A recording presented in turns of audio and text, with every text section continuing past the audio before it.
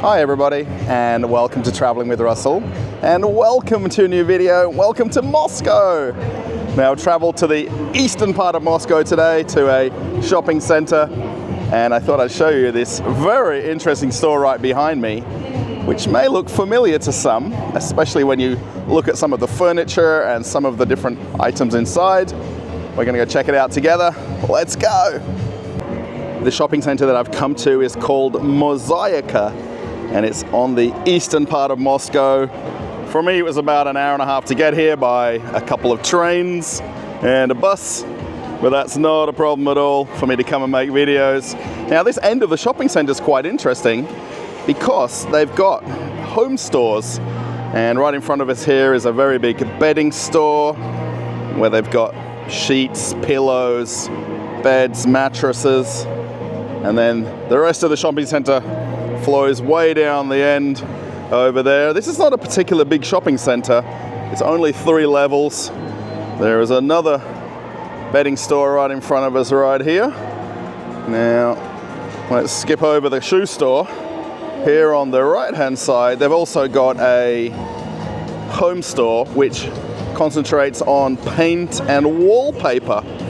Now, I'm very curious, do they have a wallpaper shop in your local shopping center?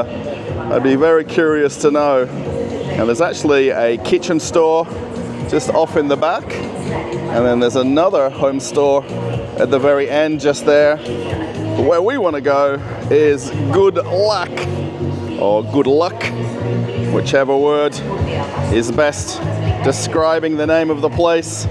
Now, I think it might look familiar as I'm walking in, especially a lot of the furniture and the displays and the cabinets. I think a lot of people perhaps would associate this with IKEA.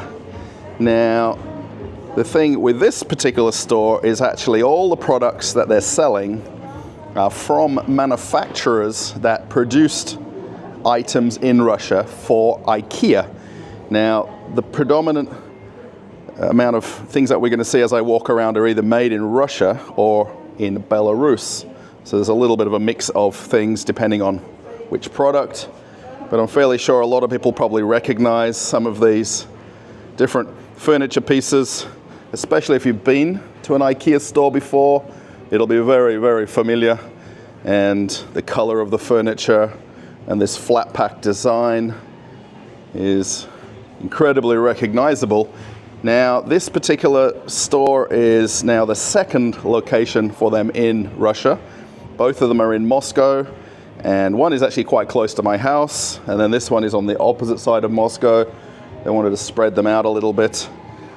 Now, I think one of the very recognizable things when you went to an IKEA were these sharks, and they've got quite a few of them as you walk around.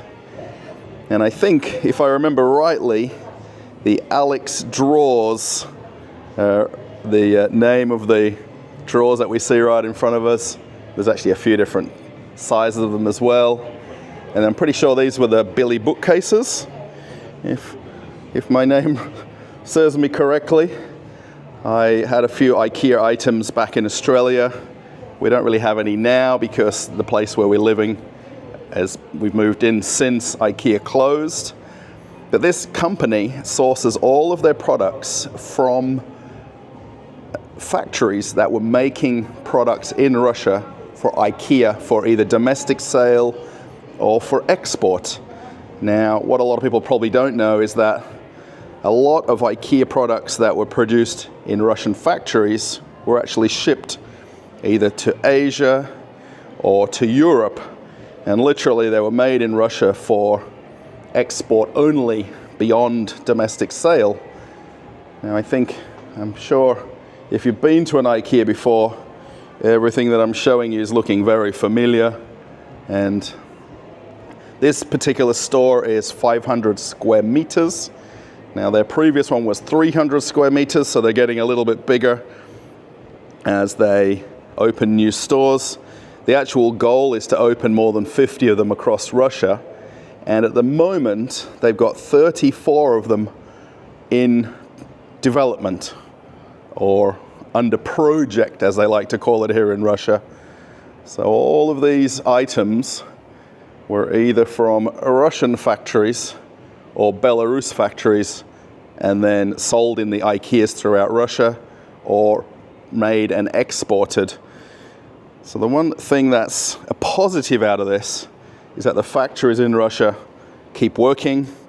All the people that were working there stay employed, because a lot of the factories were making products only for IKEA, either in Russia or exported. And of course, at the point where IKEA chose to close and leave Russia, then they didn't have a market. I mean, IKEA had a lot of contracts that they had to fulfill because they signed a lot of agreements about the manufacturing and sale of items. But I think even the curtains perhaps look familiar to a lot of people. The design of the labeling is very familiar. And again, this is quite important, that the products that they were producing in the factories really haven't changed. The only basic change is some of the names of the products or the labeling, and that's it. They've got a section here built as an apartment. Now, of course, this is not the size of an IKEA. This is really a shop in a shopping center that is now accommodating this style of shop, but it's not nearly as big. But the plan is to get bigger and expand and open more locations throughout Russia. So you might actually see my wife in a few of the shots. She actually came with me today. She doesn't really like being on the videos, which is no problems at all. But she's also interested in some of the curtains they've got here, because we like the style of them and we've had them before in our old apartment. We're just trying to see what colors they've got. Hopefully we can find something that we can use in our apartment. It's really very interesting walking around and recognizing a lot of things that came from IKEA stores. Now, the actual company that's operating this shop doesn't shy away from the fact that they're selling products that were made in the same factories. And actually, even the employees that work in these stores worked for IKEA in Russia. Now, having only 2 locations, they obviously can't hire the entire workforce of IKEA, but it's definitely brought the same knowledge and information that they knew from working there, and that design style that's very prominent in these stores and what was in IKEA shops. And I'm pretty sure, I think a lot of people will recognize these colors and styles. IKEA was known for just having a very simple palette of items, and it's very recognizable in here. That's a lot of sharks that they've got. Did they come in different sizes? Someone needs to remind me of the different sizes of the sharks that they had. Now, I was told by the lady working here that this gray color is actually a new style or color that's basically come out since IKEA closed and this company was formed and opened. And they're actually now expanding the range of products. Now, a lot of what they sell also is online, so it's not necessarily only what you see in the store here. So you can actually get things more than what you see on display. Does anybody remember these plastic laptops that they had in the stores? I think it's quite interesting to see. I always loved these room setups, so you could imagine how your place would look with the furniture. We actually got one of these for my wife's nail salon recently. We needed to replace a set of drawers when we did the remodeling there, and that was the same style of drawers that we got. We wanted something small and simple. Now, the video I'm making is really to show you that IKEA, if you like, is alive and well in Russia, just in another format. And this is now actually a completely Russian-owned company that's sourcing the products from Russia or Belarus, whichever product it is as you look around. And then it's been sold domestically here in Russia. And they're able to continue on the tradition, if that's the right word. Now, you need to let me know in the comments what you think. Now, I know not everybody is a fan of this style of furniture, and this, is it called a Swedish look? And is that actually the name of the style of all the things that they've got in the store? Now, for me, it was always fairly inexpensive, simple furniture that was easy to buy, and then unfortunately you had to build it yourself, right? I mean, that was the only thing with IKEA, was it was always coming flat pack, and that was your afternoon when you got home from the store, having to put it together. They've got wardrobes. So there is a few things obviously missing from this store if you were to compare it to an IKEA city store or a full-line IKEA. Now, the one thing that they're looking to do going forward, now the lady working here was very helpful with explaining a few things, and they are going to eventually have kitchens, and they'll have designers in the store where they can actually go through the sizing and requirements of building a kitchen. And again, they'll actually use the same manufacturers that were producing the kitchen cabinets in Russia for IKEA, and use that then for the good Lakk brand, which will be very interesting, I think. And then they also want to develop a kids range. Now, if you ever remember walking through the IKEAs, you know, they had the kids section towards the end, right by the cafeteria. Then as you went down to the kitchen section. And then the other thing that's definitely missing from this store is the kitchen and homewares part of the shop. So what they do have, they've got all of the bedding and sheets, and they also have mattresses as well, but they don't have that kitchen section. So that will be the next phase at some point going forward. The only thing that I didn't end up buying myself was these Alex drawers. They're very famous amongst content creators and gamers, that you'd actually get yourself 2 sets of drawers and then put the bench or the shelf across the 2 sets of drawers, pretty much exactly like you see here. And the idea was to even just get the kitchen countertop from IKEA and put that between the 2 sets of drawers and create a desk however big you wanted it. And I never ended up doing that myself. And even in Australia I didn't have it, and then here in Moscow I still don't, but now I've got a chance to do that. And my wife is really into reading and books, and maybe we can get one of these shelves at some point. I just noticed on the upper level of the store they've actually got another setup with some of the other colors of furniture. Now, of course, this is not the size of what IKEA ever was, but they've got as many things as they possibly can put on display in the store. And like is very normal in Russia, even when you go to other furniture stores or hardware stores, a lot of their products are available online and then for delivery. And there's no difference when you come to this kind of a store. They're not possibly going to have every product they humanly have in the shop, but you can definitely order things and have it delivered. I just noticed on the counter over here the delivery map, which would have been probably very similar to what IKEA had as well, where you've got the different regions of Moscow and then Moscow region outside of that. So it's not really any different, and they'd be able to send it from the warehouse to your house and then brought right into your apartment, which is very normal.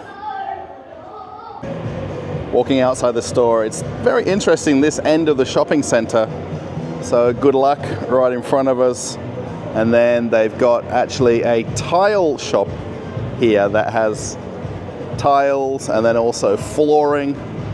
Now remember, we're in a shopping center. That's something that's perhaps a little bit different from other places around the world, where it's not just traditional clothes and shoes. Now this spot at the very end here has got just 2 stores, and originally this was actually an IKEA city store. So what differs from the big box standalone stores is they were putting them in shopping centers, and they had a few of them in Russia, and they actually had one in this exact building. And on this right hand side they built Familia, which if you're from America it would feel very much like Ross or Marshalls, where they've got basically clothing by size on entire racks, and then they've got a men's section and a ladies section, and every time you come it's a different lot of things in there. And then they've got this other store here called Roomy Home. Now if you imagine the size of an IKEA city store, and this is also furniture as well, but it has quite a bit more things for your kitchen, for bathrooms and bedding. And they've also got the section at the front here where they've got all of the things like pots and pans and plates. And they took up this entire back section of the shopping center that was IKEA previously and repurposed it. So the shopping centers really are being progressive and not letting these places stay empty. I really am very curious of everyone's opinion watching this, what they think of the idea of a company setting up a store like this and then selling the same products that IKEA previously did, but under their own brand name and using the exact products from the same factories that were either in Russia or Belarus. Now, IKEA, when it was open, they were also having products that were made in China or in other countries beyond Russia and Belarus. So it wasn't always, just a couple of different countries that they used. They even had products that came from Poland, from other cities in Europe. Now, if I look at the IKEA in Australia where I live, everything was imported and nothing was domestically produced. Whereas a shop like this, the side drawers that we'd be so used to seeing in IKEA are made in a factory not more than a few hundred kilometers from where we're standing, and then they're available domestically without all the need for logistics. So as I come to the end of the video, I hope you've enjoyed this walk around. I'm joined by my wife now. She went off for a bit of a wander as I filmed the video, and it's really interesting to come into this store and have a look, and almost it's like reminiscing on IKEA, from going to their big stores and then coming into this smaller version, and recognizing so many different products, and they're all still here in Russia. Now, again, I'm going to ask, what do you think of this type of store where they're using the same manufacturers, reselling the products or selling them as they are and how they were, just with a different label and a different name of the item, as I look around where I'm sitting here? What do you think of that? Does that matter that IKEA left Russia? They essentially left a lot of factories and manufacturers of products stranded and weren't able to, continue on the business of producing things for domestic sale or export. So yeah, I'm just curious everybody's thoughts on that. Let me know in the comments. Thanks for watching. If you liked it, give it a thumbs up. Yeah. Thumbs up. And if you maybe want to join me on Telegram, now, if I just move the camera around a little bit, it'll be easier. The Telegram link will come up right here. You can click that and join me on Telegram. And if you want to watch an old video, there'll be a link right here to another video on the channel, perhaps something you've not seen before. Thanks for watching, everybody. I'm off on another adventure. Bye.